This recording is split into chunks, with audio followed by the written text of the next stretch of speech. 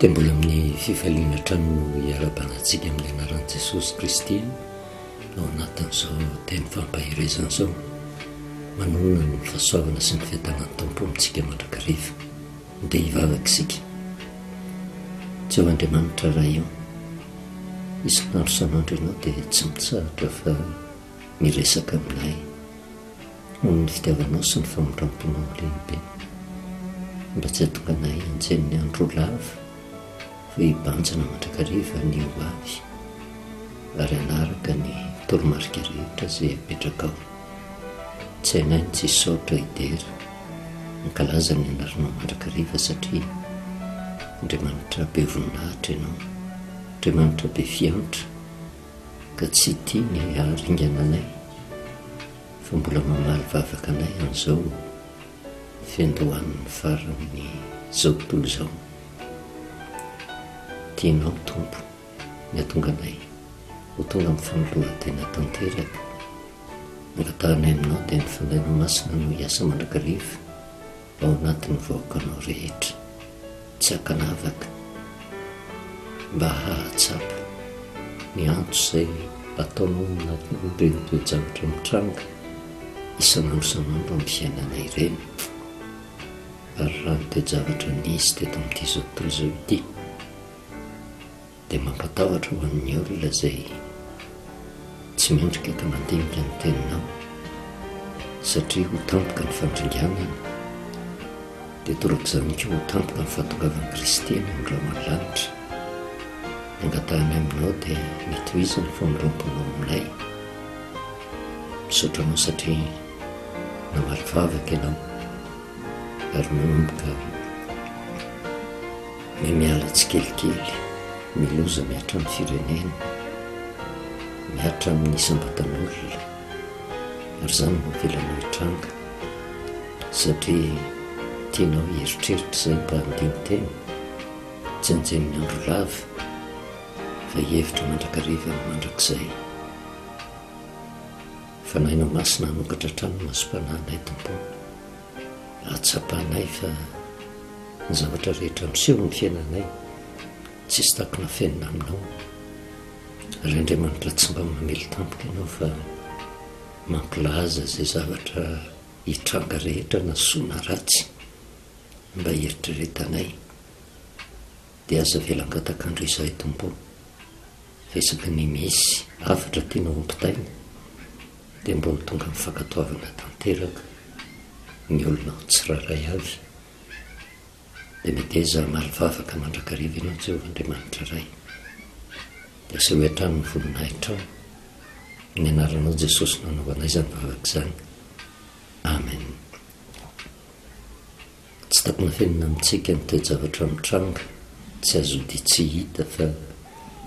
miroso tsikelikely amin'ny fahataperan'ny tantara eto amin'ity izao tontolo izao ity isika, ary araka ny nambarantsika tamin'ny farany dia hoe miaina amin'ny vanim-potoana meloa keliny mifarantsika. Ary izany indrindra no mbola mahatonga an'i Jehovah-Andriamanitra mamindra fo, mamaly vavaka antsika ary misintona tsikelikely ny loza izay miatra manerina an'izao tontolo izao. Izany rehetrarehetra izany dia antso ataon'Andriamanitra amintsika mba hahatonga antsika hitodika aminy fa na inona fahaizan'ny zanak'olombelona, na inona na hiezaka atao, Andriamanitra no tsy maintsy tompony teny farany. Tsy ho lava resaka tsika fa mampatsiaro ny tenin'i Jesosy Kristy, ny famantarana rehetra izay nambarany milohan'ny hataperan'ity izao tontolo izao ity. Ao amin'ny Mateo 4:20 raha hiverenantsika vakiana dia ny andininy fa 4:20, Mateo 4:20 dia ny andininy fa 4:20 sy 5:20 dia izao no voasoratra hoe: fa izy Kristy sandoka sy mpaminany sandoka hitsanganao sy ka ny famantarana lehibe sy fahagagana, raha azo atao na dia ny olom-boafidy aza dia ho fitahana. Ohatran'ny mahagaga ilay tenin'i Jesosy Kristy. Fantatra fa milohan'ny hatongavany eny amin'ny rahona lanitra dia betsaka ny olona ny initsy hahafantatra ary manao atsirangona ny fiainam-panahiny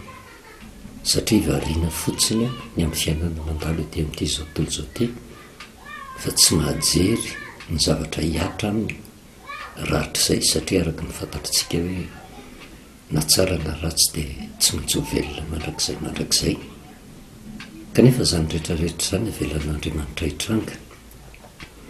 ary nisy tomana ny saitsika tsy hoe ny aretina fotsiny ny famantarana nambaran'i Jesosy Kristy ny amin'ny fataperan'ity zao tontolo zao ty araka ny teny hoe somary arety mandringana isy mosary firenena hitsangana ny elo-fanjakana dia mangatsika ny fifankatiavan'ny maro izy noho ny habeny tsy fankatoavan-dalàna ary hitatsika zany amin'izao vanim-potoana izao fa miatrana eo amin'ny sehatra ara-panahy na eo amin'ny sehatra ara-nofo izay le tsy fisian'ny fihavanana sy ny fifankatiavan'izay fa mifampibanga ary ny zavatra rehetra izay tanterahana dia saika ahitana korotana avokoa tsy fitovizan-kevitra ny famantarana aseho an'i Jesosy Kristy tsy hoe eo amin'ny sehatra ara-panahy fotsiny fa tena misy fiantraikany mivantana eo amin'ny sehatra ara-nofo ary raha ny fiainantsika andavanandro ety amin'ity zao tontolo zao ty ny fiainana ara-nofo dia misy fifandraisany ety dia ety eo amin'ny sehatra ara-panahy satria le zavatra hitany masontsika tsapany tanantsika iainantsika andavanandro dia tandindo ny fiainam-panahin'ny olona amin'ny andro farany ihany koa zany toe-javatra zany raha misy filaminana eo amin'ny sehatra ara-nofo dia zany tohatra ny milaza dia ny meloa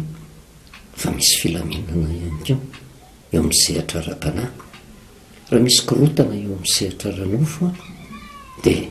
reny rehetrarehetra reny dia Andriamanitra mampahafantatra antsika fa na eo amin'ny sehatra ara-panahy ihany koa ary dia tsy misy filaminana misy korotana raha misy tsy fifankatiavana eo amin'ny sehatra ara-nofo dia hita taratra ihany koa fa na eo amin'ny sehatra ara-panahy dia misy tsy fifankatiavana misy fifampiantanina ary ny zavatra iainantsika andavanandro dia lesona tokony hisintomantsika fianarana eo amin'ny fiainantsika andavanandro satria tsy misy zavatra tongatonga ho azy zany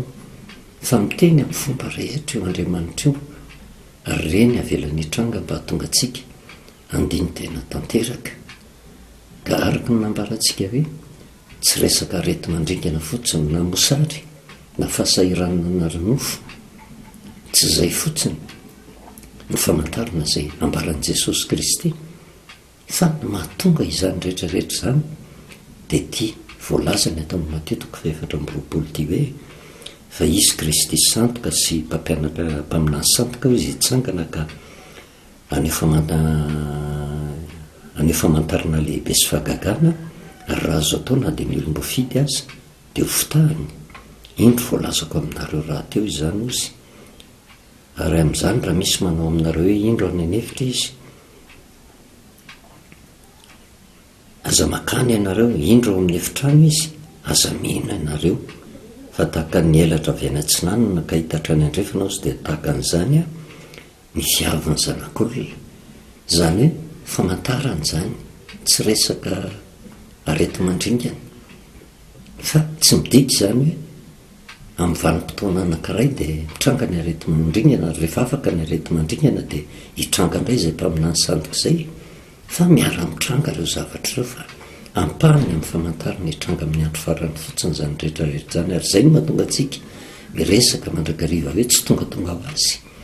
ny loza izay mitraika ety amin'ity izao tontolo izao ity fa araka le vo izay noraisin'ny olona no andehanany ary io vo afafy io dia araka ny fahitantsika tamin'ny farany hoe ny fahavalo no mamafy an'ireny rehetrarehetra ireny zany hoe foto-kevitra anankiray tiany horaisin'ny olona mba andehanan'ny olona arak'izany ary raha araka ny voalazan'ny soratra masina amin'ny andro farany ny mpihiran'izany zavatra rehetrarehetra zany dia avy amin'ilay mpaminany sandoka izay hitantsika tamin'ny farany hoe le rambon'ilay dragona izay manome fipetra-diso voaratsy ka raha mizotra amin'iny ny olona dia mitady ny vokany dia ao ny aretina ao ny loza ao ny mosary ao ny fikorotanana ny adilany sy ny zavatra maro isan-karazany na eo misehatra ara-nofo zany na eo misehatra ra-panahy. Ary zay no mahatonga antsika miresaka hoe le ara-nofon'ny olona mihitsy no kendren'ny devoly mba hahatonga ny olona anda ny zava-panahy, ka tsy anaiky intsony ny toromarika apetrak'Andriamanitra zay hiteraka fanavotana ho azy, hiteraka fanasitranana ho azy, hiteraka fiarovana ho azy. Fa saingy mampalahelo moa amin'izao vanim-potoana izao, ohatran'ny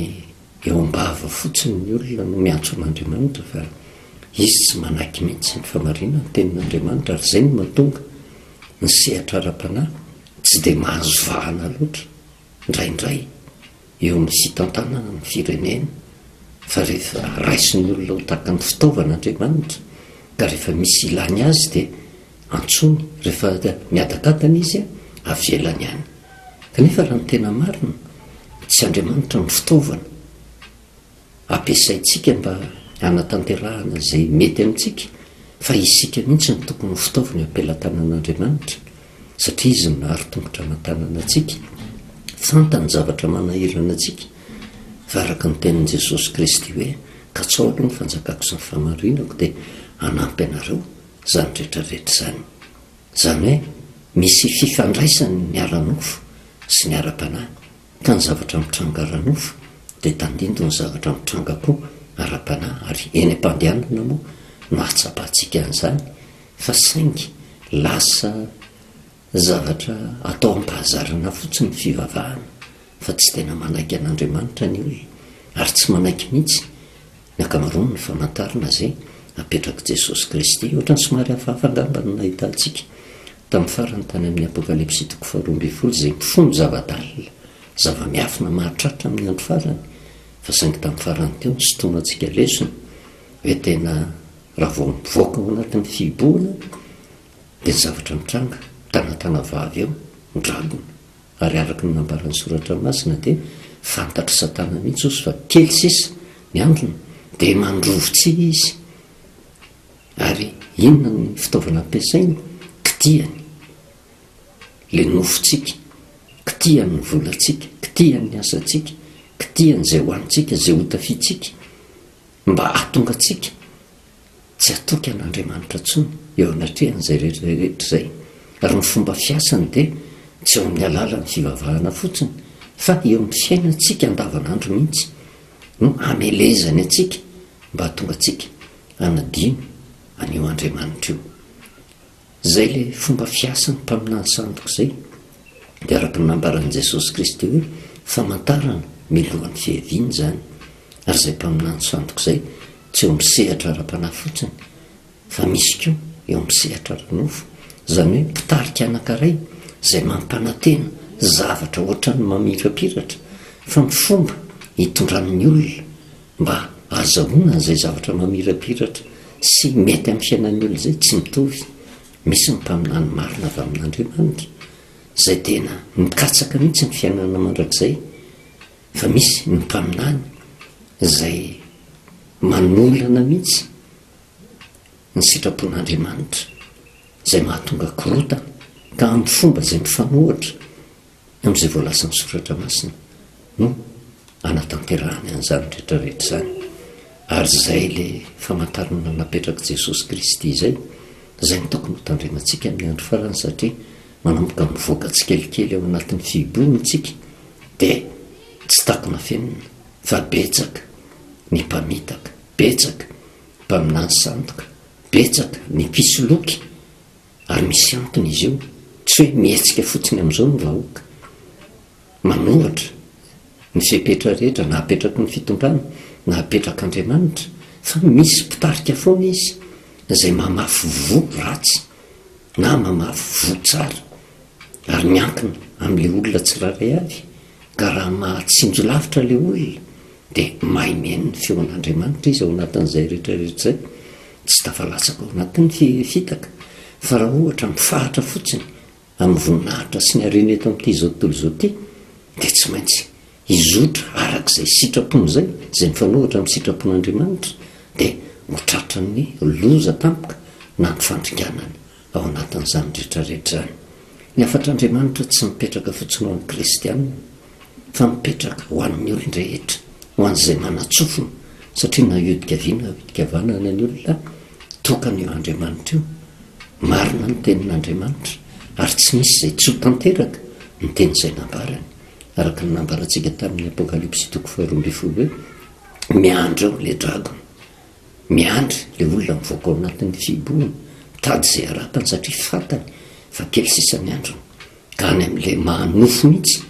no kendreny eo anatrehan'izay. Kanefa ny zavatra hitantsika ary teny fikasana sy teny fampanantenana mahafinaritra no hitantsika tany amin'ny apokalypsy hoe nentin'andriamanitra nandositra tany anefitra ilay zaza nateraka, izany hoe le olona tonga olom-baovao ary efa nanomana toerana izay amonjena azy andriamanitra mandritra ny telo taona sy tapany ositsika raha raisitsika, satria misy zavatra be deaibe fonosony izay apokalypsy 2:12 zay, fa tsika aloha tsy mbola hijery hoe ahoana ny fahatanteran'izany any aoriana any, fa inona ny fifandraisan'izay amin'izao vanim-potoana izao. Dia hitantsika taratra fa manomboka miasa sahady ny fitaka maro isan-karazany, izany hoe le mpitarika, le mpaminany sandoka na misehatra ranofo na misehatra ra-panahy, mamarina tena zavatra mamirapiratra, kanefa ny fomba hoentiny eo anatrehan'izany dia amin'ny alalan'ny fanakorontanana, ary izay le rambony dragona. Ary raha tsy mitandrina ny vahoaka eo anatrehan'izay dia anenina tongotra matana, satria tsy fahasoavana no valin'izay fa vao mainka fahoriana lalina mihitsy no tratrany eo anatrehan'izay rehetrarehetra izay. Ary izay telo taona sy tapan'izay tahaka an'andriamanitra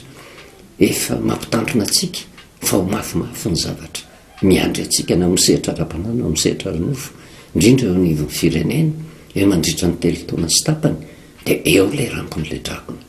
hitondra korotana, hitondra fandringanana, hitondra fisavorotahana, hitondra ady. Kanefa ny zavatra hitovizany amin'ilay mpaminany marina samy mampanantena zavatra ohatran'ny fiadanana, ohatran'ny fahasambarana, fa ilay fiadanana raisina avy amin'andriamanitra araka ny nambaran'i Jesosy Kristy tsy tahaka ny fanomeny izao tontolo izao, fa izao tontolo izao raha hikatsaka rena, hikatsaka voninahitra, hikatsaka fiadanana dia amin'ny alalan'ny korontana, amin'ny alalan'ny ady no hitondrany ny olona. Ary ao anatin'ny telo taona sy tapany mafimafy ny zavatra mianjady amintsika, satria dia horehantsika avetsy averoa, horehantsika naizanaiza ny resaka fanakorontanana amin'ny fomba reta izay tena ohatran'ny tena mitombona, ary manamarina ny tenin'i Jesosy Kristy eo amin'ny 4:4 hoe fa izy Kristy sandoka sy mpaminany sandoka hitsangana ka aneo famantarana lehibe sy fahagagana, raha azo atao na dia ny olom-boafidy aza dia votahana, eny fa na dia ny olona izay niolona tamin'ny famarinan'ny tenin'andriamanitra ary mety ho voafitaka amin'izay vanim-potoana izay raha tsy mitandrina, satria tena ohatra mitombona avokoa ny zavatra rehetra hoentiny andresena lahatra ny olona, ka raha tsy mitandrina ny olona mizotra ho amin'izay kanefa mivokana dia fahoriana eo anatrehan'izay. Hijery kelitsika hoe tena manahoana ny fomba fisehoan'ity famantarana milohan'ny hatongavan'ny Jesosy Kristy eny amin'ny raha ny lanitra ity. Izay no mahatonga antsika hiresaka hoe miaina ao anatin'ny vanim-potoana meloha kely ny fataperan'ity izao tontolo izao ity isika, ary izay le zavatra melohan'ny fataperan'izao tontolo izao zay mipoira ny zavatra ratsy rehetrarehetra, izany hoe tetikady alefan'ny satana mba tsy hatonga ny olona ho voavontsy. Ary ny zavatra tena manahirana nefa dia eo misehatra ranofo ny kitihan'ny satana dia manjary adinina ilay Andriamanitra izay manome ny toromarika rehetra andraisan'ny olona famonjena. Raha mijerytsika any amin'ny Petera 2, Petera 2 toko 2 ho jerevantsika hoe manahoana izy ireo. Petera 2 toko 2 dia ny 1 ka hatramin'ny 7 ny afantarana ny mpampianatra sandoka sy ny faminaninany amin'ny andringanana azy, izany hoe eo fotsiny izany dia ahafantarantsika hoe ireo le mpamitaka rehetrarehetra ireo dia misy vanim-potoana voatendrin'Andriamanitra andringanana azy tsy maharitra ny foto-kevitra rehetra izay entiny, ary nizaniza manaraka azy ihany koa dia ho tonga amin'izay fandringanana izay. Ary izany toe-javatra izany zavatra efa nisy taloha ange izany, ary navelan'Andriamanitra ho voasoratra ao anatin'ny baiboly mba hisotoana antsika lesona, mba handraisantsika fanapaha-kevitra tsy hizotra amin'ny lalan-diso izay nizoran'ny olona tany amin'ny testamenta taloha, fa mba hahatonga antsika hiala amin'izany fitaka rehetrarehetra izany. Fa saingy ny olona kamo mandinika ny soratra masina ary tsy mahita an'izany dia tafalatsaka ao anatin'ny lalana izay nizorany ny zanak'Israely tamin'izany ka natonga fandringanana ho azy. Andiny voalohany ka hatramin'ny fahatelo dia izao ny voasoratra hoe: fa nisy mpaminany sandoka teo amin'ny olon'ny Israely ozy, ary izy koa mpampianatra sandoka tahaka izany eo aminareo, izay hatonga mangingina sain-diso mahavery ary andahan'ny tompo izay nividy azy, ka hatonga fahaverezana tampoka ho an'ny tenany tampoka ny fahaverezana. Ary izay ny tena tokony ho tandremana, satria hatonga mangingina ozy sain-diso. Ary io ilay nresantsika hoe tena tiany devoly mihitsy ifiboana io, satria ao no mahafahaza ny lainga rehetrarehetra, ka rehefa afaka amin'ilay fiboana dia manjara mizotra mifotoka hevi-diso amin'izay ny olona, ka tonga amin'ny fikorotanana. Ary ny zavatra mitranga amin'izao vanim-potoana izao ohatra mitombona daholo, mahatonga korotana vetsy averoa izay manaitaitra an'ilay vahoaka, tsy mijery intsony ilay tena marina fa ilay filan'ny tenany no mamay azy, anka mamboly korotana amin'ny fomba mamoehitra izay tsy hiteraka fiadanana fa hiteraka korotana. Ary io marina foana io, na eo amin'ny sehatra ara-panahy na amin'ny sehatra ara-nofo araka ny nambarantsika. Fa raha eo amin'ny sehatra ara-panahy ihany koa dia matetika ny fitoriana filazantsara saika miorina mandrakariva amin'ity nofo ity. Ary io no fitaka be vava amin'ny andro farany, raha tsy mandinika tsara ny soratra masina ny olona hoe inona ny tena fitoriana andrasan'Andriamanitra mba ho ampitaina ho amin'ny olona amin'izao andro farany izao, mba tsy hatonga ny olona ho voafitaka. Misy ny olona mantsy mieritreritra hoe raha vao mikatsaka an'izany fiainana mandrakizay izany dia ahantra fadiran'ovana izy. Tsy, fa arakaraka ny ifikiranao amin'Andriamanitra. Ianao mangataka amin'Andriamanitra fa Andriamanitra mahafantatra mihoatra lavitra no mifahafantaranao ny tenanao, hoe tena zao ny zavatra mahasoanao, zao ny zavatra tokony nomenanao, ary manomana zavatra tsara ho an'ny olona tena mahatoky azy Andriamanitra. Fa ny olona tsy manaiky izay ho tantanan'Andriamanitra izay, tsy manaiky ho tarihan'Andriamanitra izay. Fa ny zavatra eken'ny olona nefa dia betsaka no mino ny vavan'ny mpaminany sandoka, mpampianatra sandoka ozy. Inona no mitetika ataony ozy? Atonga mangingina sain-diso mahavery ary an-dan'ny tompo izay nividy azy, ka tonga fahaverezana tampoka ho an'ny tenany. Manahoana ny toetran'izy ireo? Andiny faharoa sy fahatelo: maro no anaraka ny fijejojejoana ozy, ka ireny no tenenan-dratsy ny lalan'ny famarinana. Ary amin'ny afatratry ny fitiavana ireny ozy no anaovan'ny varotra anareo amin'ny teny mamitaka. Efa izay ela no tsy nijanonjanona ny fitsarana ireny ozy, ary tsy laindremana ny fahaverezany. Mahatonga an'izany rehetrarehetra izany ange raha ilay mpampianatra sandoka fotsiny, raha ilay olona mpitarika izay manana teti-dratsy fotsiny, izy tsy mahavita ninon'inona. Fa io ilay niresantsika hoe efa nisy vanim-potoana izay nanazavatsika ny teny soratra masina raha nijeritsika ny toetran'ny devoly sy ny toetran'Andriamanitra, hoe tena Andriamanitra izay nahary an'ity zao tontolo izao ity, nahary ny zanak'olombelona. Eny fa izy koa no nahary ny anjely tsara tamin'izany vanim-potoana izany, fa niodina taminy dia lasa devoly sy satana. Dia io Andriamanitra io tsy hoe no hariny ilay zanak'olombelona, tsy hoe no hariny ireo anjely teo ambany fahefan'ireo mba homeny tsiny, mba ho aratsiny, fa mijery an'ireo izy. Ka rehefa miodina ireo zavaboarin'ireo dia ny mananatra nataon'Andriamanitra, ny manitsy nataon'Andriamanitra, ny mitona an'ilay olona mba ho tonga amin'ny fibebahana sy hizotra amin'ny lalana mahitsy. Izay ny zavatra kendren'Andriamanitra. Fa io miankina amin'ilay olona. Fa ilay toe-pony satana indray dia zao te hipetraka eo amin'ny toeran'Andriamanitra mandrakariva izy. Ary izay tena izy tsy mahay mianina amin'ny toerana misy azy izay dia mandresy lahatra izy ilay anjely teo ambany fahefany, ary nandresy lahatra koa ny zanak'Andriamanitra. Ritantsika tamin'ny fitaka natao tamin'ny Adama sy Eva teo anatrehan'izany hoe nahasainy mihitsy ny inana ny voan'ilay azo fahalalana ny tsara sy ny ratsy izay mitondra fahafatesana, izay lainga kanefa izy nilaza hoe tsy ho faly tsy akory ianareo raha mihinana an'io, fa ho tonga tahaka an'Andriamanitra ianareo, izany hoe aka ny toeran'Andriamanitra. Fa hoana ny fomba atongavan'io? Amin'ny alalan'ny fanaratsiana ilay mpamorona azy. Dia torak'izany koa no hitarafatsika ny olona mpitarika amin'izao vanim-potoana zao, ny mpitarika zay tena napetraka Andriamanitra, manatahotra an'Andriamanitra, tsy anome tsiny mihitsy izy na hanaratsy ny olona ao ambany fahefany. Fa raha misy fahadisoany ny olona ao ambany fahefany, hitantsika taratra izany eo anivon'ny firenena. Ka raha mpitantana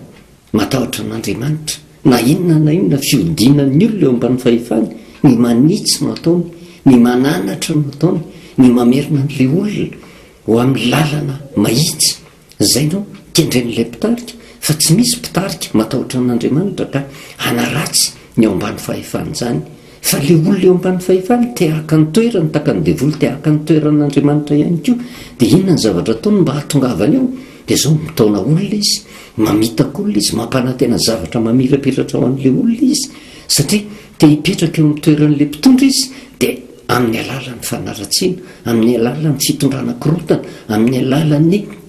ady sy ny zavatra maro isan-karazany sy ny famafazana voratsy ositsika no hita izany an'ilay olona. Ka raha tsy majery lavitra ny olona dia tafiditra ao anatin'ny fitaka eo anatrehan'izay rehetrarehetra izay. Ary na eo amin'ny sehatra ara-panahy ihany koa, ary eo anivon'ny samy kristianina hita taratra izany. Rehefa tena te hisongadina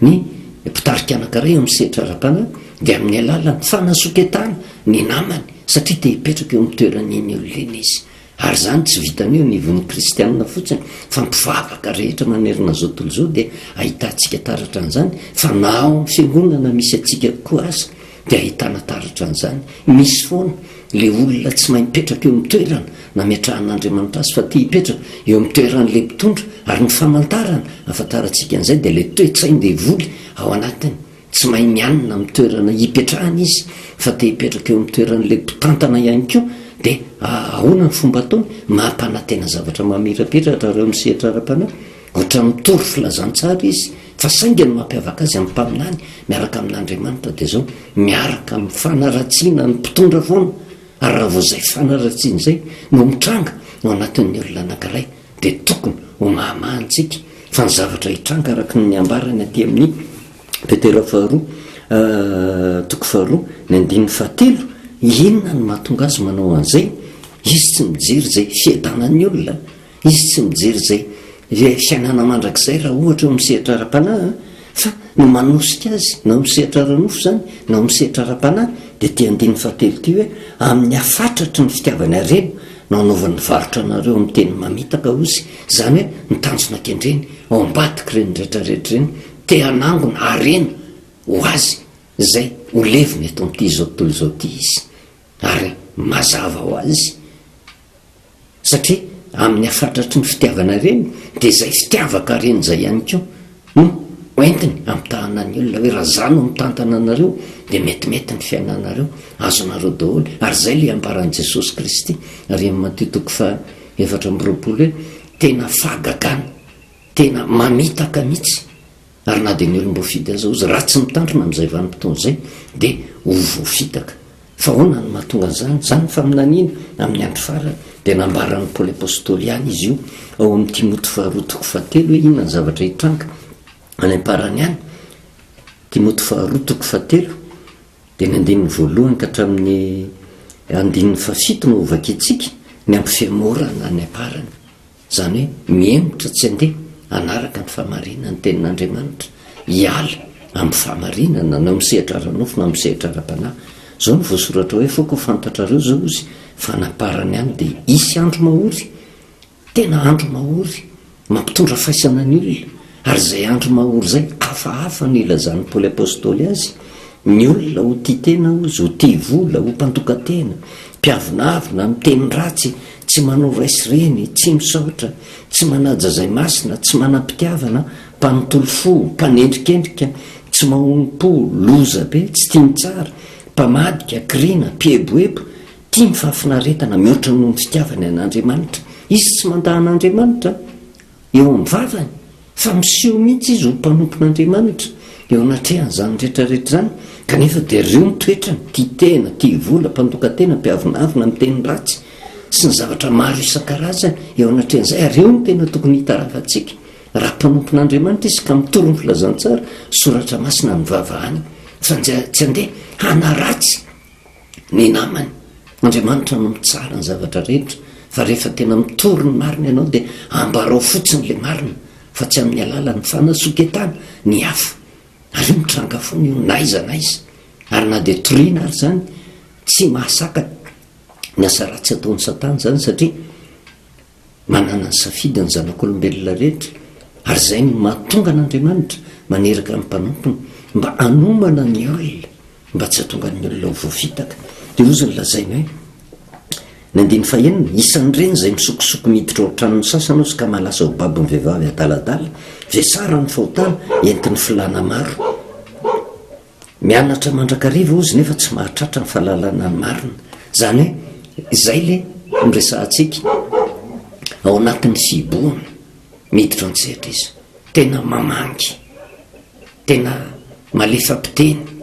raha misetsy ny rehetrarehetra ohatra ny manana ny toe-panahy araka an'andriamanitra ozy nefa mandany heriny kinona moa ny herin'andriamanitra fa le fitiavana fa ny fomba andresen'ny lahatra le olona dia mampanantena zavatra mamirapiratra araka ny hitantsika tari amin'ny petera tari hoe tena amin'ny afatratry ny fitiavana arenako iza moa ny olona tsy tia arena zany rehefa io no ampanantenana ny olona dia tena miroso ny olona manatanteraka n'izay fomba azahoany arena kanefa tsy hitan'ny olona zay le hoe le toetrany anke fa tia vola mpandoka tena miavinavina amin'ny teny ratsy tsy manora sy reny tsy misaotra tsy manaja zay masina tsy manampitiavana mpanontolo fo tena mpanendrikendrika mihitsy zany mpanendrikendrika zany milaza zavatra ratsy ny olona anankiray zay halany tiany hipetraka eo amin'iny toeran'iny olona iny izy dia misokosoko mangina ao anatin'ny fiboana daholy no anatanterahany an'izany ka rehefa miala ao anatin'ny fiboana dia raha tsy mitandrina ny olona ka manaraka ny toromarika zay entiny dia korotana no hita fisavorotahana ny hita ary ny zavatra hitranga dia le nambarany petera hoe efa tena tsy mijanona ny fandriganana nireny olona reny ary nizany izy miaraka aminy dia horingana avokoa fomba hafa no ilazany paoly azy ary amin'ny korintiana faharoa toko fa 2:10 ny andininy fa 3:10 ka hatramin'ny fa 5:10 ary io no tokony hitandremantsika tsy amelatra lava fa tonga dia miteny ho azy zany soratra masina zany fa io marina foana araka ny resantsika hoe tsy miresaka eo amin'ny sehatra ra-panahy fotsiny ange ty teny soratra masina ty fa mitanjona kendren'andriamanitra dia ny azahoan'ny olona fiainana mandrakizay fa misy fiatraikany eo amin'ny sehatra ranofo ary matonga korotana eo amin'ny sirenena anankiray dia tsy manjary mihitsy ny fitoriana ara-panahy ao anatin'ny olona anankiray satria araka ny fantatritsika ny mpitantana rehetrarehetra dia tsaika voataiza ara-panahy avokoa karakaraky ny taizana azy le toetrany ary zay ny tena tokony hitandremantsika mpitory filazantsara mba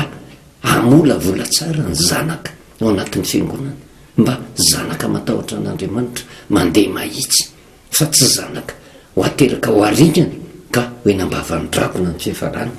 korintianina faharotoko fa 2:10 dia ny andiny fa 3:10 ka hatramin'ny fa 5:10 dia zao no voasoratra hoe fa apôstôly santoka izy ireny ozy a mpiasa mamitaka ka dia mampiova ny endriny no takan'ny apôstôlin'ny kristy ary tsy mahagaga zany ozy fa satana aza ozy a mampiova ny endriny no takan'ny anjeliny mazava koa dia tsy zavatra lehibe tsy akory raha ny mpanompony koa no mba mampiova ny endriny ho takan'ny mpanompo ny fahamarinana nefa ny farany dia ho araky ny asany ihany izy tsy mampiseho ny tena fahadalany a ny ratsy tsy misy tandroka zany tena miseho tena ho tsara izy raha mijery azy ianao dia tena tsara izy ary tena misy ara tena mahasany mihitsy raha eo anevon'ny mpanompon'andriamanitra hoe le teny toriana tena mipetrapetraka tsara mihitsy fa ny zavatra tsy fantatry ny olona ary zay ny tsy atakaran'ny olona n'le hoe esprit de discernement ny fahaiza mamantatra le fanahy ao anatin'ny olona anankiray marina fa le mamantatra ny fanahy dia hoe manahoana le teny entin'le olona le teny marina avy amin'andriamanitra ve tena teny marina avy amin'andriamanitra metin'le olona sy izany toetra ny fanahy anankiray zay tahaka n'le hoe le mpitarika eo ambiny zao tontolo zao ihany koa ny zavatra mitranga izy tsy hampanantena zavatra ratso anao eka raha miaraka amiko ianao dia tena ovo fa mampanantena fiadanana mampanantena vola rena voninahitra fa saingy le toepana hoentina manatanteraka an'izay zay tsy aizan'ny olona manavaka le fanahy ao anatin'ny olona hoe inona no manosika azy na de marina ara le zavatra kendreny na de tsara ary le zavatra mpanantenainy inona le manosika azy anatanteraka an'izay so de fitiavana reny ka ataony varotra ianareo ozy ny lazain'ny paoly apôstôly anaraka ny fijejony ary ny fiafaran'izany olona zany de oringana de zany rehetrarehetra zany tokony jerevan'ny olona ary io fantatra foana mpanompon'andriamanitra tsy anaratsy ny olona ombany fahefana zany mihitsy fa raha misy manaratsy de tsy maintsy ny eo ambany fahefana manaratsy ny olona eo amboniny mandrakariva satria te hitarika izy de hipetraka eo amin'ny toeran'iny olona iny ary tsy maintsy mivoaka ny vavany na de ainy arany manafina ny hoe ny fitafy ny tena miaja ny fiteniny tena mandambolambo ny fombany rehetra ohatra ny tena hitana hoe olon'andriamanitra zany fa tsy fantatrao inona ny toe-panahy manesika azy ary zay ny tokony angatantsika ny fanahin'andriamanitra mba nomezan'andriamanitra atsika saina mahay mamantatra le toe-panahy manosika ny olona na izy hitarika firenena na izy hitona olona ao anatin'ny fiangonana fa fantatra foana io toe-javatra io ary zany rehetrarehetra zany ny tokony hitandremana n'izao vanim-potoana zao ary zany ny zavatra tsy maintsy hoatrehantsika araka ny apokalypsy toko 12 zay nivakitsika teto tamin'ny farany hoe tena le tragona efa tena mitanatana vavy miandry an'le zazaterany kanefa ny zavatra hitataratra ho anatin'iny ary inotsika fa ho tanteraka eo nivon'ny firenena de ho anatin'ny telo taona sy tapany tena misy lalana hitondran'andriamanitra mba hamonjena le zaza zay voateraka rehefa manomana toerana hamonjena azy eo andriamanitra io ary io nyresantsika hoe raha nitoejavatra misy am'izao vanim-potoana zao de mipakatra any amin'ny taona 2023 zany de anjaratsika no mijery ny famarinan'ny teny soratra masina sy ny fanatanteran'zany fa io andriamanitra io tena mampafantatra atsika ny zavatra tsy maintsy hitranga mba hita andriamantsika eo anatrehan'zany mba tsy voafitaky ny mpaminany sandotsika tsy ny aretina ihany fa na zay mpaminany sandoka sy mipamitaka zay de zany famantarana fa efa nitombotra ny fiavian'i Kristy ary raha tsy mitandrina tsika nge olom-boafidin'andriamanitra fa raha tsy mitandrina le olom-boafidy ozy de maro amin'ny olom-boafidy keo no voafitaka amin'izany vanim-potoana zany fa araka ty ambarany aty amin'ny Korintianina 2:1 ty apôstôly santo Jesosy mampova ny endro no takan'ny apôstôly ny Kristy ary io le ambaran'i Jesosy Kristy hoe taka ny mpaminany zay makao aminareo ampsita finyondro izy nefa ny ao anatiny de ambodimto fa zay le ambodimto ao anatin'le olona zay tsy hitan'ny olona raha tsy manana an'izay esprit de discernement zay izy mamantatra inona ny manosika an'le olona tsy hoe le teny avoaka fa tsy mety ho tsara ny teny fampanantenana fa inona ny manosika an'le olona ho am'izay fa ny zavatra azo antoka de zao tsy mipetraka ao amin'ny fitoriana na mipetraka ao amin'ny fitaomana olona fotsiny mba hikatsaka zavatra tsara ny olona takan'izany fa izy mihitsy ny te hipetraka eo amin'ny toeran'le mpitondra ary raha voazay ny zavatra mitranga de ratsy daholy ny foto-kevitra ao entiny rehetrarehetra ohatra kely anankiray no tiako hozaraina amintsika mba hampieritrretanatsika rehefa tena jerevana nge na misehatra ranofy na misehatra ra-panahy de misy ny olom-botendrin'andriamanitra manokana araka ny teny any amin'ny Daniela hoe andriamanitra no mametraka mpanjaka izy no manaisotra mpanjaka na inona na inona ezaka ataon'ny olona te hitantan'izany rehefa tsy sitrapon'andriamanitra no mametraka n'iny olona iny tsy tafapetraka eo iny kanefa raha apetraka eo indray le olona tsy voatery ho tsara avokoa fa raha matahotra an'andriamanitra le olona tafapetraka eo de maharitra eo amin'ny toerana nametrahan'andriamanitra azy izy maharitra eo ary torak'izany keo misehatra ara-panahy andriamanitra no mandrindra ny olona rehetrarehetra misy foana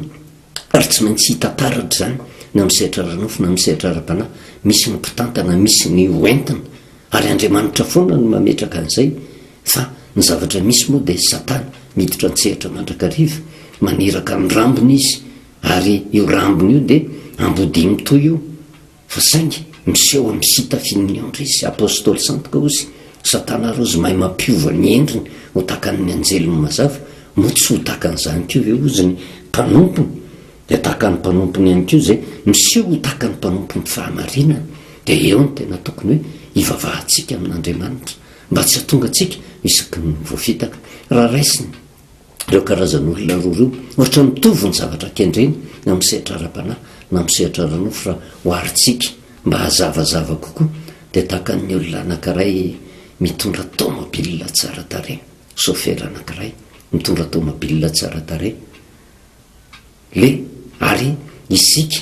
le hoe andeha hiditra ao anatin'io tômôbilina io, tsara tarehy le tômôbilina, masintona le tômôbilina ary matoa hiditra ao anatin'le tômôbilina ianao dia zao misy tanjona kendrena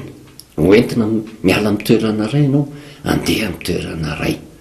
ary zay mihitsy le fomba ataon'ny satana, izy mahay mangalatahaka ka ny mpitarika na misetra ranofo na misetra ara-panahy dia misy le mpanompo ny fahamarinana, misy le mpaminany sandoka, fa ny zavatra ataony dia ohatra ny mitovy zany, ohatra ny tena mampideradera fa samy tômôbilina tsara tarehy, ary eo ny mpohiran'ny fitaka raha tsy mahay mandinika ny olona, fa ny tena soferan'ny tsinjo ny lalina zay odiavy ny fantany hoe hiala treto izy dia ho tonga any amin'ny toerana anankiray, ohatra hoe miala ao Antananarivo, ho tonga any a Fianaratsoa, dia le chauffeur le tena miambina le vonona hitondra ny olona ho toto-tsoa tsara any Fianaratsoa dia zao efa voambina eo daholy na ny solika rehetrarehetra ilaina mba tsy hatonga fadisona na ho lany solika eny an-dalana eny, fa efa afatrany dia mimeloa io, ary indraindray ary izy mitondra zerikanina asiny ambombavy eo anatren'izay fa tsy fantara zay mitranga eny am-pandehanana eny, dia zay ny tena chauffeur tsara zay azosika hoarina tahaka an'le hoe mpaminany ny fahamarinana na mpanompo ny fahamarinana, azo antoka tsara fa saingy ny mpandeha raha tsy mandinika tsara, tsy mahafantatra an'izany, manadiady aloha hoe tena manao am'ty tômôbilina ity, voakarakara tsara ve, ampisolika tsara ve, dia rehefa tena azo n'le mpandeha antoka zay dia miditra izy dia miainga le tômôbilina todo-soma tsara any amin'le toerana, fa le mpaminany mamitaka dia zao ny tômôbilina tsara tarehy, ny toerana ialany miainga ao Antananarivo andeha amin'ny Fianaratsoa, kanefa misy solika ampidiriny ao anatin'ny tômôbilina mety 2 litra fotsiny eo, tsy lasa makaiza, tsy tafavoaka ny faritra Antananarivo kory, dia lany zany rehetrarehetra zany, ary raha tsy mitandrina ny olona ka tsy manadiady dia mimeloa, ampisolika tsara ve io tômôbilina io, tsy ny fahatsara tarehan'le tômôbilina kory, no andeha hidirana koa hoe tena tsara ty tômôbilina ity ka tsy maintsy tonga any amin'izay ale, fa le chauffeur zay mitondra le tômôbilina, chauffeur tsy miambina, chauffeur tsy mitsinjo zay zavatra hitrangeny am-pandehanana eny, tia arena loatra ka raha amena vola efatretsy izy hoe vola mividianana solika atongavany amin'ny Fianaratsoa, ny 2 alina no ampidirina eo, fa ampidirina any am-paosy miambiny rehetrarehetra, miainga le tômôbilina tsy tafavoaka ny Antananarivo akory, dia zao lany le solika, dia raha mandeha amin'izany tômôbilina zany tsy tody any amin'ilay toerana zay atongavana, ary zay ny tokony ho tandremantsika, aza ny hatsara-tarehan'ny tômôbilina, aza zany ny hijerevantsika azy, fa adeadio lalina hoe tena voakarakara tsara ve io tômôbilina io, ampisolika tanteraka ve io, fa ny olona tena vonona hitondra dia zao vonona daholo, voakarakara ny tômôbilina, tsara entretien, tena ampy tsara ny solika, ary azo antoka fa ho todo-soma tsara any amin'ny toerana zay atongavany, fa ny tômôbilina tsy ampy solika, satria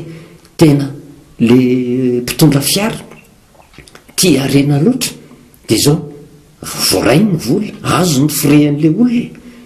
dia ny zavatra mitranga maty eny am-pandehanana eny ny tômôbilina, ka eo anatrehan'izany rehetrarehetra zany, na misehatra ranofo na misehatra ara-panahy, ny mpitantana, mpaminany, ny mpitondra dia hoarina takan'io chauffeur ny tômôbilina io, fa zao fantatra foana izany tena ampisolika, fa ny olona ampisolika tsy mideradera tena izy, fa dia mamaly amikitsipo ny olona hoe matokisinareo tena porofony mihitsy io ny solika misy, ary tsy maintsy hotody amintsika, ary miditra ao anatin'izany tômôbilina zany, zay no azo antoka, fa raha ianao tsy manady ady tsara mety ho voafitaka ianao, satria arena fotsiny tediavin'le mpitondra fiara, tsy tafavoaka ny Antananarivo ianao, dia maty eny an-dalana ny tômôbilina na dia tsara tarehy ary zay natahorana hitranga amintsika raha tsy mitandrantsika ka ao anatin'ny telo taona sy tapany